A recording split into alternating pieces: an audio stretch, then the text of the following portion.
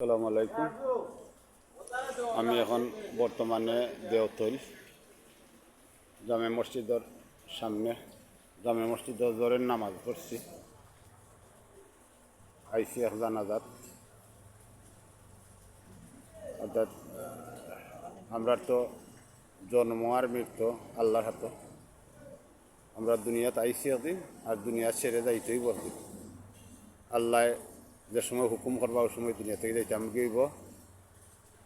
দুনিয়ার ধন সম্পদ যা আছে সম্পূর্ণ দুনিয়াতেই রেখে যাইতাম হইব।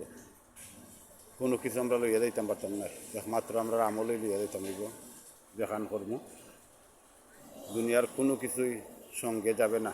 বাচ্চা কাচ্চা যে বা যারা আছেন প্রত্যেকই দুনিয়াত থাকবা। যদি দুনিয়াত সঠিক বাচ্চা কাচ্চা আমলদার হইন তাহলে মা বাপর ঋণ তাকে যদি পরিশোধ করবা, আর যদি আল্লাহ তৌফিক দিন তারা ঋণ পরিশোধ করাতে পরিশোধ করবা।